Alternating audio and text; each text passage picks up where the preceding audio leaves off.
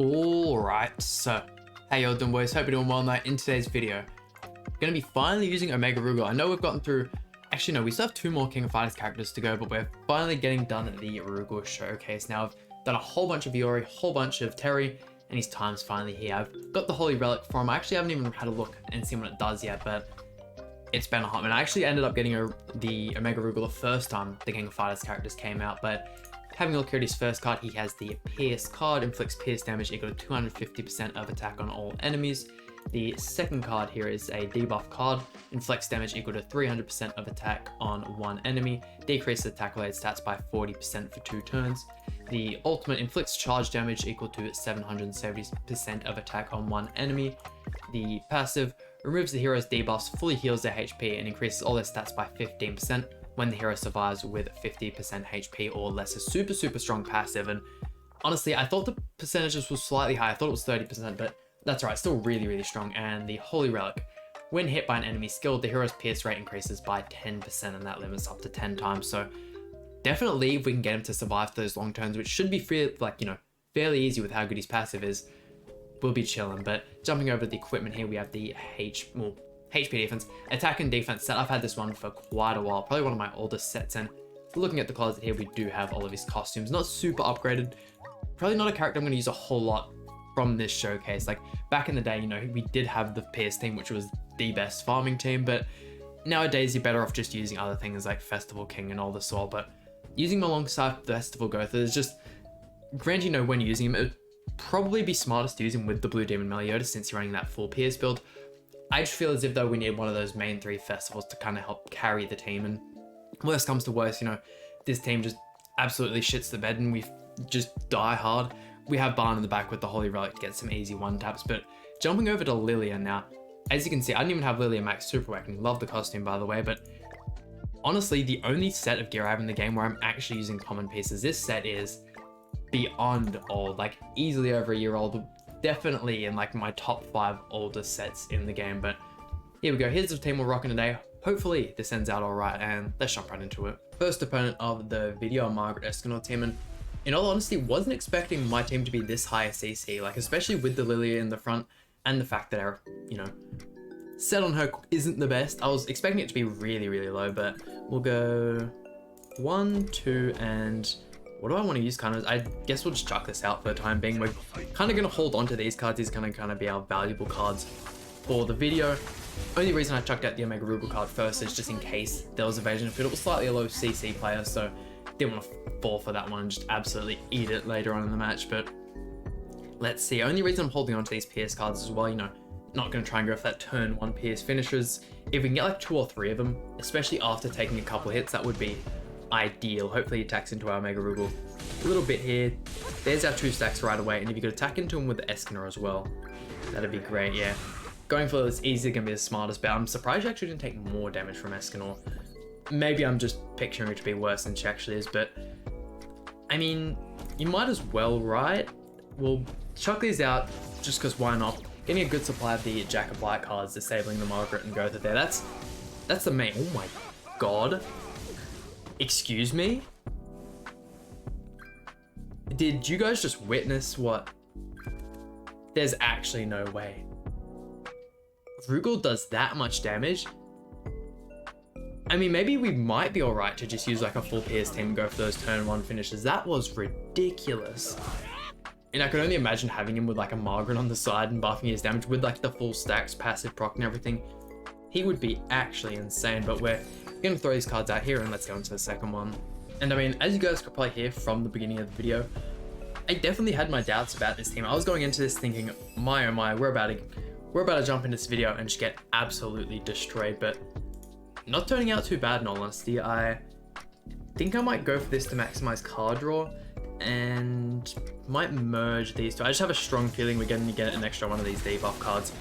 Get me wrong, it could be any card, but just don't want to attack into the Assault Meliodas too much. We all know how that one goes, and getting an extra card there. If he could throw just a couple attack cards into us, I'd definitely be fine with going for the just full-fledged attack and trying to kill the Assault Meliodas.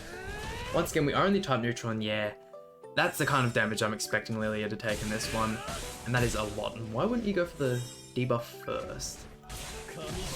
Yeah, almost dead turn 1. That's a yikes right there. Well, 1, 2, and I really don't want to attack it anymore. We'll move this one as well, I'm guessing. Decreasing the Assault Meliodas' damage, so I was just having like a strong thinking moment there. Decreasing his HP a little bit. I don't think we procced the Omega Rugal passive in the last turn, so we can take a couple more hits, boost him up just a tiny bit, maybe even... Oh, but if we have Lilia die, we lose a whole lot more pierce damage than actually having him build himself up. Okay, want to try and keep the Lilia alive. I think that's our, yeah, Holy Relic active, so that's the passive fully maxed out there. Let's see what kind of damage we can get off with these AoE cards. Do I go for the full send and 1, 2, and 3, and why not? We're gonna try full sending it here. If we don't kill us, oh my god. He is actually insane. What is that? I was having my doubts even killing us. Yo, I need to stop this on Rugal. This man is actually busted, and I would like to show off the ultimate here to finish this match, but he has the alt gauge depletion card.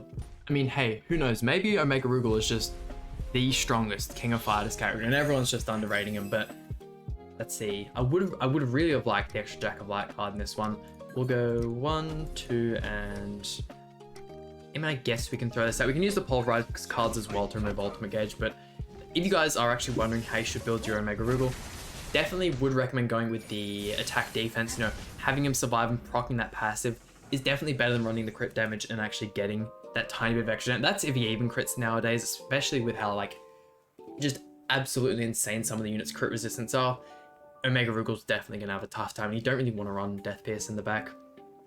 But for the attack rolls, which this is like the main thing that might be a bit confusing, is it is actually better to go attack for him than the PS rolls, even though it is like obviously a better for you CC wise. You know, giving the attack rolls helps him out a ton. Just doing it for like the damage as well also turns out a whole lot better for some reason, which you wouldn't expect. But let's see, we'll go throw you out again, and we'll kind of just chuck you out again as well. Why not kind of wait for this time heal stance? Hopefully he runs out in this next turn. We can finish activating the Holy Relic for, how can I forget his name, Omega Rugal, and then we can throw off these cards. But I could also get a Merger. That would also be really nice. Ooh, you ask and you shall receive. We even got the third card there as well, which is perfect. I mean, even if that is another time heal stance, yeah, it's all right. We'll just have to absolutely blitz this, man. Chucking that one out there. Mono Blue as well. We did actually end up losing to a Mono Blue team in our last video, using the best team in Grand Cross, which if you guys haven't checked out, would highly, highly recommend. Was a super, super good video. And let's see it. Full Holy Relic procced. Unfortunately, no passive, and yeah, gosh, time heal stance is just insanely strong. But I mean, if there was no stance there, that was an easy one-turn wipe, and can hopefully get off the ultimate as well, which would be sick. I feel like he's just gonna, yeah, remove that one there. Goddamn, Tamiel is just so goddamn good of a unit. I can't wait for them to release more units with kind of, you know, cards like his stance cards and stuff of that sort. We'll go 1, 2. Hopefully we can kill the Margaret in all honesty with the alt gauge removal card. Should be alright though. The Jack of Light card also just entirely disabling Elizabeth. The second you're using Elizabeth and run into Gotha, there is just not an awful lot you can do here. And damn, I thought we'd get a little bit closer to that killing Margaret. That's alright. No more. Okay, sweet. We did get one more card there. That should just about finish the job. I hope at least. Removing the alt gauge again.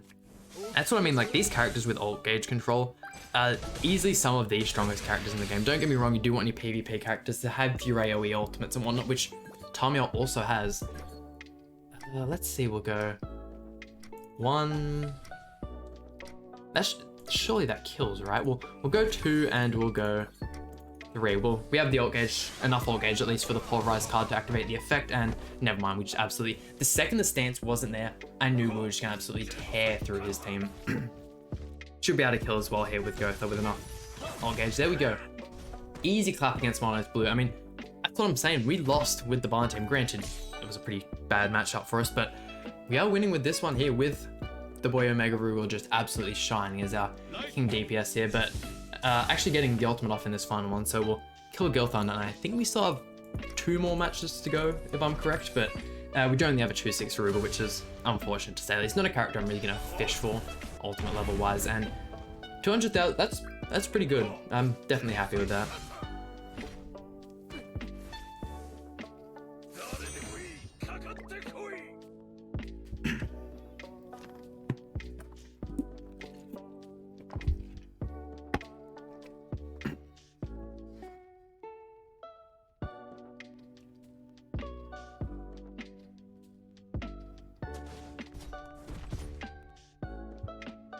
Here we go, Margaret Escanor, and another perfect matchup for us to just absolutely clap with Rugal. I was gonna say I'd like an extra Jack of Light card here, but I will take that for sure. Pretty much just gonna be recycling this starting hand throughout the entire video. Chucking that one out on Escanor there. Although, I mean, I doubt type disadvantage should even be able to get us below 50% in one turn, but that way, you know, Escanor's lost HP, which makes his flood card do less, and we actually have the debuff on him, which helps out even more. I mean, in all honesty, I think this is going to be a turn 2 wipe. I don't think there's an awful lot he can do here to actually kind of like prolong his life anymore. Attacking into Rugal as well is only going to make this worse. Please, just once more attack into Rugal. Actually, oh no, that's the turn done. Okay, 1, 2, and 3. There we go. Can he kill everyone? I mean, Gotha's definitely like a hard one to pick, but never mind, he just easy turn 2 wipes as well. I mean, yo, it takes Barn like turn 2 or 3 because you have to rush that ultimate turn. Kyo can just do that shit easy turn 1 or 2.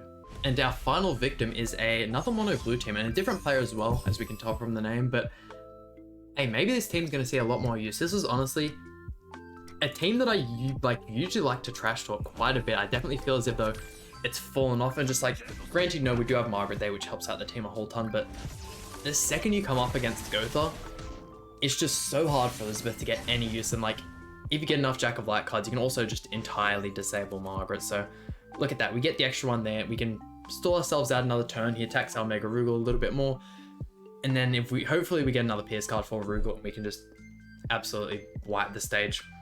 I might actually, if he doesn't put up the stance this turn, please attack him at least a little bit. Yeah, there we go.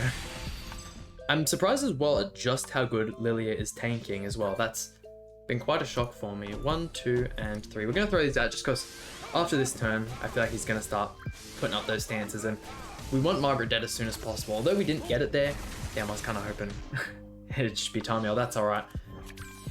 We're pretty much set to go. Get the extra PS card. He can't put up any shields, he can't cleanse, he can't do his Breath of Bless. He can only really attack and use his stance, so there we go. Kind of just chucking those ones into Margaret there. Granted, you know, not actually 2-star. Does the 1-star Jack of Light card do the... I don't think it does the like 2-star and 3-star card disable, but if it does, like, there's really just nothing your opponent can do. Completely forgot about the revive there as well. Thank God we were focused on Elizabeth there. There we go. Elizabeth down though. No Jack of... Oh, well, no Jack of Light card, so we can't disable Margaret there, but we killed the Tamiel, and with these two alive, there isn't a whole lot more we can do. Actually, we'll wait this match out. We'll kill the Margaret, and we'll finish with the Omega Rugal ult, finishing it off, and goddamn perfect way to wrap up the video. I don't think we actually lost... Did we lose a single match in this one? I don't think we did. I feel like this has been... I was a little bit scared going into the Assault Melee one, that's for sure, but hey, we prevailed, that's for sure. And 1, 2... Oh, definitely don't want to do that one there. I always forget that you can right click and use that as like a cancel button. I don't know why they added that, but let's see, killing the Margaret here with the Pulverize card. Weaken Escanor just a tiny bit, and we'll finish this one up. I mean, not really anything else I want to talk about wrapping this video up. I'm insanely impressed on how Omega Rugal worked. Like, although with the other King of Fighters characters, like, I tried to watch as little showcases as possible to just, you know, first impressions, see how they all go and whatnot, but Omega Rugal I just watched nothing of, and I haven't even used the character since the original King of Fighters collab, so seeing him in action again has just absolutely impressed me, and there we go. There we go, and that just about does it for today's video. I mean, hey, if you guys managed to pull Omega Rugal, I wouldn't go as far as building him an attack like a UR gear set, but if you want to try him out on Ungeared PvP and you have the super awakening materials and whatnot, I would definitely recommend it. I mean, as you guys saw there, that was absolutely mind-blowing.